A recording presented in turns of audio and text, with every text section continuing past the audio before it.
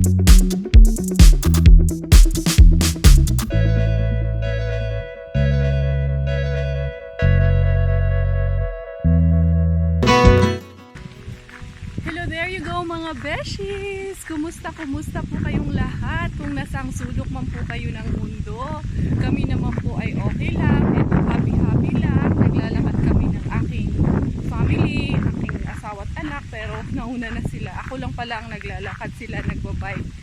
So, yun mga beshies. Once again, maraming salamat po sa lahat ng inyong suporta at pagmamahal sa akin at patuloy na pagsubaybay ng ating kwentong buhay-buhay. And once again, I'm your Thai Finish. Magkukwento na naman po ng buhay-buhay mga beshies. So, andun pala ang aking mag-ama. Puntahan ko lang muna sila mga besh. So, ayan mga besh, dito muna ako sa casa. Kasagbutan ba? Well, nag-ano yung aking mag-ama, nagbabike sila. So, sabi ko dito lang muna ako para maipagpatuloy ko yung aking kwentong buhay-buhay sa inyo mga besh. Ayan, pinagpawisan na ako kasi nag-dragging ako ng konti mga besh. So, okay naman. Masarap naman sa pakiramdam. Kasi ganun talaga eh. Ever since talaga gustong-gusto ko laging yung very active at athletic kasi tayo. So yun mga besh, pagpatuloy natin ating kwentuhang buhay-buhay. So gaya po ng sabi ko na tumira na nga po ako doon sa sa boyfriend ko. So yun, after 8 months nagsama kami, and then after 3 months nabuntis ako. So well, nandun ako sa kanila nakatira mga besh. Kasi meron silang negosyo sa palengke yung lola niya. So, syempre, anong gagawin ko mga besh? Syempre, sanay rin naman ako sa gawaing bahay. So, tumutulong din ako sa kanila. And of course, syempre, yun yung hanap buhay ng pamilya nila. So, sino ba naman ako na para hindi tumulong sa kanila? Yun nga, sa palengke, sa Dumaguete, sa Public City Market. Which was okay lang din naman kasi nag-i-enjoy ako at masaya ako sa ginagawa ko. So, yun nga, buntis ako. So, habang buntis ako, titinda ako sa palengke madaling araw, 4 o'clock na ng madaling araw, nandun na kami sa palengke. Ihahatid niya kami kasama nung mga yung mga kaagapay nila. Ayoko kasing tawaging katulong mga besh. Hindi katulong ang tingin ko kasi sa kanila or kasambahay, ganun. Yung mga, yung kaagapay nila sa negosyo. So, yun ang kasama ko. So, kami ang nagbubukas sa palengke, alas 4 pa lang ng madaling araw kasi ang negosyo nila is parang putuhan ba, Diaz Dumaguete, or in Tagalog parang coffee shop ba, kapihan. And eto naman mga besh, okay lang to sa sa asawa ko na ikinukwento ko sa inyo kasi baka isipin nyo na anong iniisip ng asawa ko na kinukwento ko yung past ko or yung ex ko. Hindi, okay lang yun sa kanya. Kasi kahit yung asawa ko, nakilala din niya ng ex-parents-in-law ko. At kahit yung mother-in-law ko ngayon, yung mami niya, napakilala ko rin dun sa family ng ex ko. Which is, we are very open-minded naman kasi, mga besh. So, yun. And, every Tuesday and Friday, yan kasi si Papa nasa city. So, time to time, pinupuntahan din ako ni Papa doon sa palengke at ano din doon sa first building doon sa palengke. Doon din tumatambay din yan si Papa doon paghapon, nagiinom ng beer, nagmi-meet up siya with his friends. So yun, kinakumusta niya ako, and then there comes a time din na si Papa, ang sabi niya sa akin, umuwi na lang daw ako sa amin at pag-aaralin niya ako, pero parang naano na yung interest ko na kasi papauwiin. Sabi ko kay Papa, bakit hindi na lang ako uwi pero pag-aaralin ako, kasi ayoko na talagang umuwi dun sa sa kasama yung asawa niya. Parang andun na talaga yung fear ko at takot ko sa kanya. So yun nga mga besh, so hanggang sa in short nanganak ako. Tapos nung nanganak kasi ako, doon na ako nagsimula na, or nung tumira na, nagsama na kasi doon mo naman makikilala yung tao pag nagsama na kayo. Ako hindi ko sinisiraan yung ex-husband ko ha, tatay ng anak ko yun. And hanggang ngayon okay kami, okay yung pag-uusap namin, nag-uusap kami once in a while, and I want to keep the respect of my son doon sa tatay niya, kasi tatay pa rin siya ng anak ko kahit anong mangyari, and gusto ko yung anak ko lumaki na parehong may respeto sa akin at sa tatay niya. So yung anak ko kasi is nandun sa lolo't lola niya nakatira sa side ng father niya, kasi yung father niya may ibang family na rin, may anak na rin, so may kanya-kanya na kaming buhay. And with due respect to that, alam ko na yung family niya at siya mismo, hindi rin nila ako parang kinikip nila yung respeto ng bata sa akin. Kasi kung ano kami nung anak ko, nung iniwan ko yung anak ko ng 6 years old dahil nagtrabaho ako, ganun pa rin yung closeness namin nung anak ko at ganun pa rin yung kung ano kami dati. So I want to keep that. Pero yun, isi-share ko lang na bakit nga ba na uwi rin kami sa hiwalayan, kasi parang pag may nagawang mali yung tao, if there is really true love that exists, kaya mong tanggapin kahit anong pagkakamali pa ng tao. Pero masasabi kong there was no true love dun sa party ng relationship namin, kasi hindi ko natanggap na lahat ng mali niya or lahat ng nagawa niya. And I'm sure hindi lang siyang may pagkakamali, aaminin ko rin, ako rin ay nagkamali sa kanya. So part of that, gusto ko lang anuhin is, yun nga, ang sabi niya sa akin, ang pakilala niya sa akin was engineering students siya, pero yun naman pala, hindi pa pala siya nagtapos ng high school. So by that, parang sobrang na-desperate ako na bakit mo ako niloko ng ganon. So very small little things lang yun na bakit hindi ka nagsabi ng totoo. Mas gugustuhin ko pa sanang nagsabi ka na lang ng totoo kaysa yun ang sabihin mo sa akin. And then marami, mainitin kasi yung ulo niya. And then yun nga, nung nanganak na ako, yung pinakaayaw ko kasi lahat yung iasa namin sa ibang tao, yung responsibilidad namin sa anak ko. Kasi parang lumaki kasi ako sa amin na parang bago ako kumain, kailangang tapos lahat yung gawain ko. So parang I have to work for what I feed for myself. Parang yun ang nasa ko sa sarili ko talaga. Prinsipyo ko sa sarili ko that whatever you have to take in yourself, you have to work for it. Kasi parang ganun ako lumaki So hiyang-hiya ako, kaya ako kahit buntis ako, hiyang-hiya ako dun sa in-laws ko na alam mo yon, sila yung bibili ng diaper ng anak ko, nung lahat ng needs namin galing sa in-laws ko or sa kapatid niya or sa lola niya. Sa akin hiyang-hiya ako kasi we are at the right age na, especially siya, he's at the right age, hindi na siya dapat yung pasanin pa ba ng parents niya. So again, hindi ko naman isinisi sa kanya or hindi ko siya sinisiraan, but then yun lang talaga yung prinsipyo ko as a person, kasi kumbaga we are building our own life, we are building our own family. So wag nating ipasa yung burden natin sa ibang tao, kasi kumbaga pamilya na natin to So yun, kahit yung tapos meron siyang nag-aalaga siya ng baboy, at least meron kaming ganun.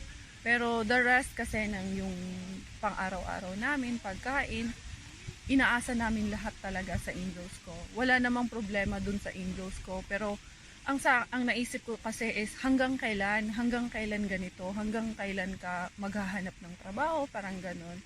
And then, there comes a time then na parang 1 month pa lang yung bata, never pa nakikita ng father ko or ng side ko. So, kahit hindi kami okay, gusto ko rin na yung bata dalhin sa amin, sa bahay namin at ipakita sa kanila. So, nagpaalam ako sa kanya na kung pwedeng yun nga, pumunta kami doon sa amin. Pero nagalit siya, sabi niya, parang hindi naman siya lasing, hindi rin naman siya adik, alam ko. Tapos, ang ano niya sa akin was, wag daw kaming umalis. Tapos may hawak siyang itak na tinatakot ako, nasa gate siya, na sabi niya, wag kayong lumabas, pag lumabas kayo, subukan mo lang. So, syempre ako, natakot ako. And even that time, humingi ako ng tumawag ako ng barangay, nang hingi ako ng ng advice. So, yun nga, tinanong ako kung adik, kung lasing. Sabi ko, hindi naman, wala namang ganun. Nag-away ba kayo? Hindi rin kami nag-away. So, sabi nung anong problema? Baka may problema daw sa pag-iisip. Sabi ko, hindi naman po siguro. Basta ayaw niya lang kaming lumabas. So, yun yung first time na parang naano din ako. Tapos, yung second nangyari na parang ikina-fall out ko talaga is, alam mo yung bibinyagan yung anak namin. Yung bininyagan yung anak namin, wala siya. Hindi siya pumunta, pero nandun siya sa bahay. Nag-aasikaso siya sa bahay. Pero ayaw nila talaga akong samahan dun sa simbahan. So, anong problema? So, isa din yun. Parang, ang bata pa rin kasi ako nun eh. Parang ang sumagi din sa isip ko nun. Parang akong parang nakakahiya sa sarili na parang wala bang tatay yung anak mo? Parang yun ang umano sa isip ko at that time talaga. Tapos, tapos maraming pangyayari na lagi kaming nag-aaway kasi nga, force ko talaga siya na maghanap ng trabaho. At isa sa mga advice na nagbigay sa akin ng advice is actually mga auntie niya rin na maging matapang ako, na hindi pwedeng umiyak lang ako. Kailangan kong lumaban, na pag sumigaw siya, nagalit siya, iiyak lang ako. So hanggang sa natuto lang din ako dun sa auntie niya mismo na laging nagbibigay sa akin ng advice. So maraming instance na naglalayas din ako sa kanya, pero dun lang ako sa auntie niya. Kinukuha ako nung auntie niya, dun kami tumitira. Naalala ko nga yung isang auntie, advicean pa ako na, Day, in case man na maghiwalay kayo, mas maigi pa na mag-asawa ka na lang ng iba kasi wala kang future dyan sa pamangkin namin. Pero hindi eh. Naging okay pa rin kami noon. Maraming beses kaming hiwalay. So, ang perspective ko naman dun sa ex-husband ko is super super tight siya sa akin. Anong tawag nito? Super possessive siya. Possessive ang word. Super possessive siya sa akin to the point na, alam mo yun, papasok ka ng trabaho ng alas 6, kailangan alas 6 ka aalis. Pag natapos ka ng alas 6, kailangan alas 6 nasa bahay ka na. So, yun, maraming instance din na merong time na naglakad ako from Maayong Tubig to Dumaguete kasi Maayong Tubig yung trabaho ko. Dahil hindi niya ako nasundo, natulugan niya ako. So, maraming pagkakataon at marami kaming beses na talagang hindi kami magkasundo. Asot pusa talaga kami. So, yun, parang ako, aaminin ko, nagkasala ako sa kanya. Hindi ako ipokrita. Hindi ako, anong tawag nito, umaamin ako ng kasalanan. Kasi, parang naglong ako ng totoong magmamahal sa akin eh. Kasi, all the while, yun ang hinahanap ko eh. Kasi, pakiramdam mo walang nagmamahal sa'yo. But then ako, very thankful ako. Sobrang thankful ako sa family niya, sa parents niya lalo. Kasi lagi silang nandun to support, lalo na yung tatay niya. Napakabait ng tatay niya, wala kang masabi yung nanay niya. So, yun. Ako, inaamin ko, nagkasala ako nung nagtrabaho na ako dun sa resort. Nagkaroon na ako ng ibang relationship.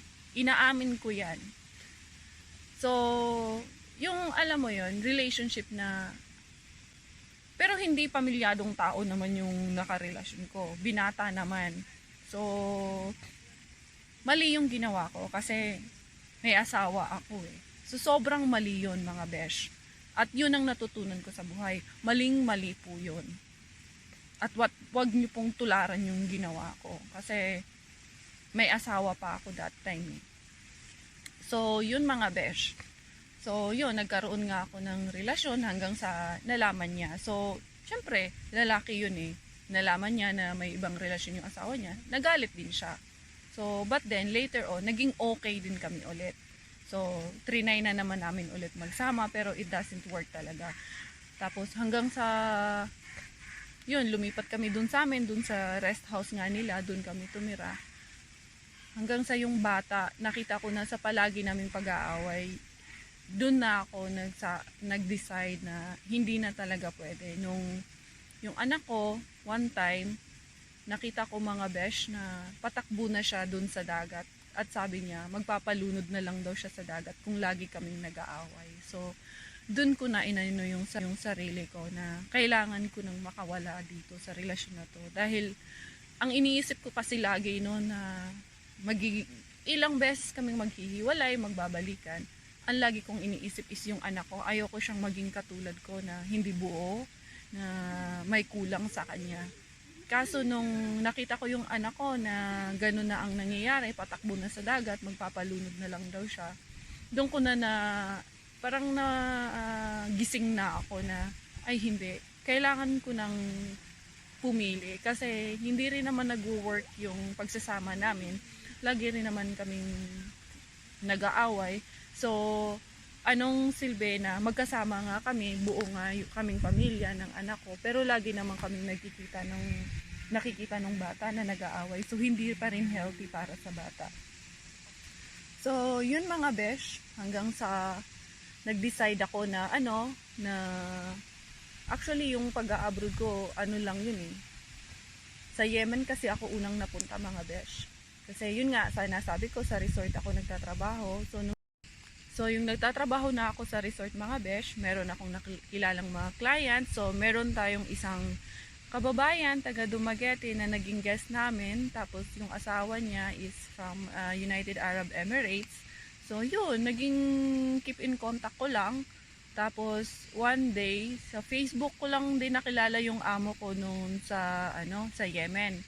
So, it's just so happened na nung pumunta akong Yemen, ang una kong trabaho ay sa bangko. So, yung amo ko sa Yemen, sa Facebook ko nakilala, pero yung asawa nung amo ko, pamangkin siya nung client namin doon sa resort, nung guest namin sa resort. So, yun. Kaya ako nakarating ng Yemen mga besh. Pero hindi ko muna ikukwento yung about sa mga work mga besh, or ganon, paano ako, ibabalik ko yan ulit kung paano, saan ako nagsimulang magtrabaho mga besh. So, yun po. Then, habang si Papa naman, lagi niya akong binibisita doon nga sa tindahan nila. Every once in a while. Minsan pinapadalhan ko si Papa pauwi ng puto, ganun.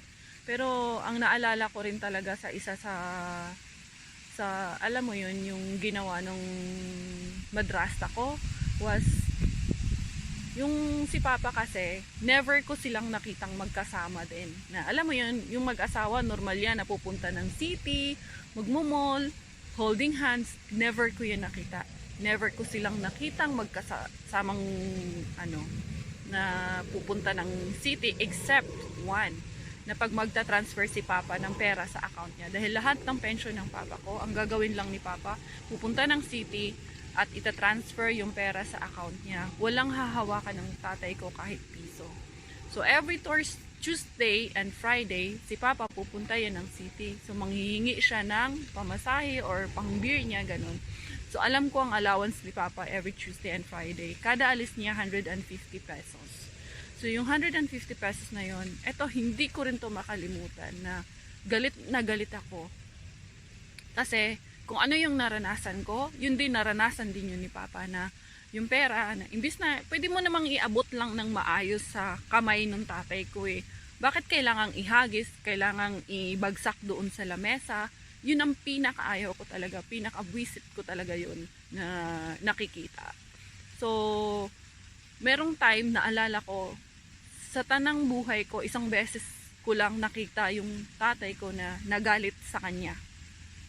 na yun nga, parang hindi ko na maalala eksakto, may pinagtatalunan sila, pero first time kong nagalit si Papa na sumigaw.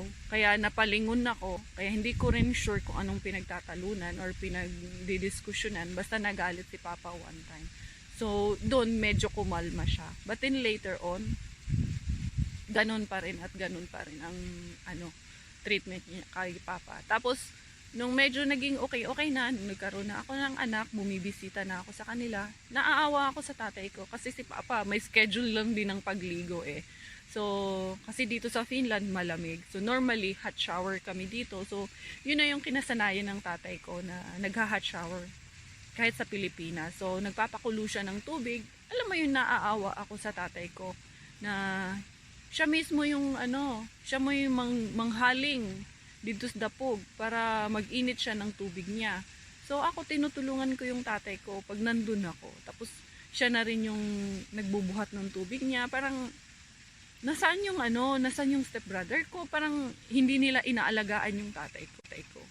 So, ang sa akin lang, sana man lang to give back to him sa lahat ng, alam mo yung sakripisyo na ibinigay para sa kanila. At alam mo yun sa wealthy life nila na meron sila. Tapos, parang naisa-isip-isip ko, ang swerte ng mga pinsan ko, kasi mga pinsan ko sa Manila, pinapadalhan pag may problema. Yung kapatid nung stepmother ko, laging pinapadalhan sa Manila, pag konting problema lang, papadalhan agad, pinag-aaral. So, parang sabi ko, buti pa sila, ang swerte-swerte nila. Kasi sila, parang konting lang nila ibinibigay, pero bakit sa akin sobrang higpit? Meron nga kaming pinsan na since birth na sa kanya na nakatira hanggang ngayon. So parang ang swerte nila, pero kami ng anak ko, ni minsan hindi, ni piso hindi. Nagkasakit yung anak ko, wala kahit dalaw sa kanila. Pero alam nila na nasa ospital yung anak ko. So yun mga besh, ang kwentong buhay-buhay na napakasaklap lang ng dinanas ko. But then as I said, meron din namang happy moments na like yung buntis ako, umuwi ako sa amin mga besh, alam to ng mga kapitbahay namin, eto hindi ko to happy para sa akin tong pangyayari na to. Alam nyo yung sa madaling araw, kasi nga natuto na ako dun sa in-laws ko na magtinda ng puto ba, so madaling araw pa yan, magkagod na ako ng lubi mga besh. Minsan tutulungan ako ng lolo ko na siya yung magkagod ng lubi ba, kasi kailangan mananggata yung puto. Iba yung puto sa Bisaya ha. Hindi katulad ng puto sa Tagalog na nilalagyan ng dinuguan.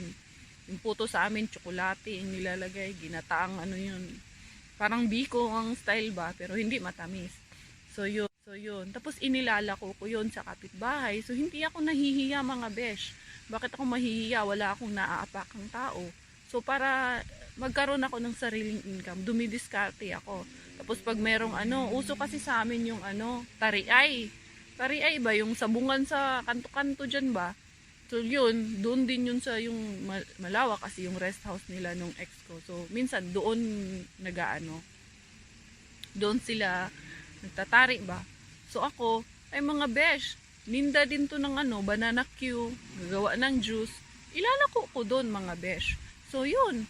So pag may may diskarte ka, mabubuhay ka talaga. So isa yun sa mga dinanas ko mga besh habang buntis ako. Ay, hala urig magbuad-buad akong tiyan dira. Basta kay maninda ko para makapalit ko lampin. Yung lampin ng anak ko sa kusarina rabag yun. So kabili na rin ako ng isang dosenang nun. Isang dosenang sa kusarina para gawing lampin ng anak ko. Teka lang. Nagri-ring yung phone ko mga besh. Tawag na ata ako nung asawa ko. Chikadora man tong besh. Siya na nga mga besh. Tumatawag na ang aking bumburum-bumbum. So puntahan ko lang mga besh ha. Tuloy-tuloy natin po mamaya. Ito mga besh.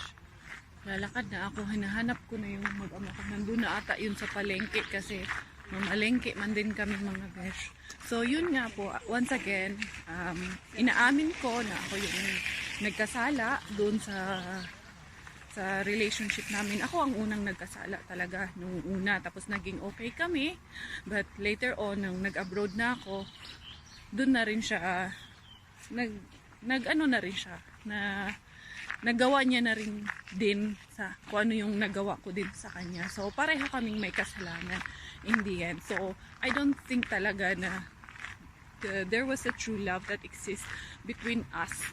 Nung una, oo, meron. Pero, kasi kung totoong pagmamahal talaga yun, no matter what happens, kasi tatanggapin mo yung tao. Pero dahil hindi yun ang nangyari sa amin, it only means na hindi kami para sa isa.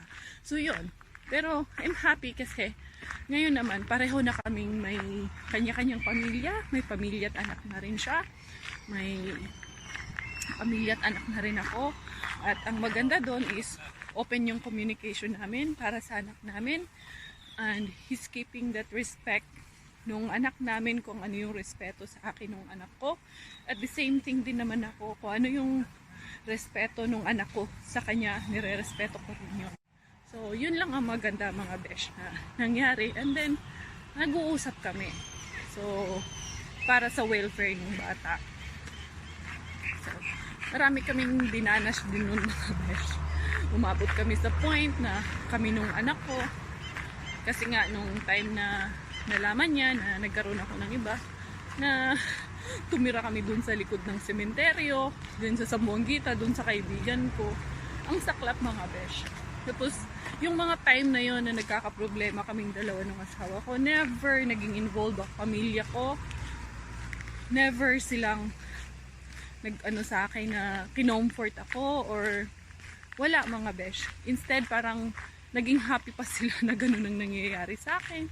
Na parang ako pa ang may kasalanan ng lahat. Kasi siguro mga besh, hindi ko naman magagawa yung nagawa ko sa kanya kung ano lang, kung pinaramdam niya lang sa akin na, alam mo yun, na importante ako sa kanya, na parang you honor and respect your wife. Hindi ko kasi naramdaman yun. So, kaya ko rin siguro nagawa yun at yun, naglong ako ng pagmamahal sa iba, which was maling paraan pala. So, yun na mga besh. Hanggang dito na lamang po tayo mga beshi. So once again mga beshies, ang aking advice po is wag niyo pong tularan yung aking pagkakamaling nagawa. Especially kung meron po kayong asawa. At lalong lalo na po mga beshi, wag na wag pong makikiapid lalo na po sa may mga asawa. Lesson po yun na natutunan ko mga besh. So, there you go mga beshi. Thank you so much. And once again, I'm your Thai Finish. Thailander man ang aking nanay. Finish man ang aking tatay. Ako po ay pusong Pinay.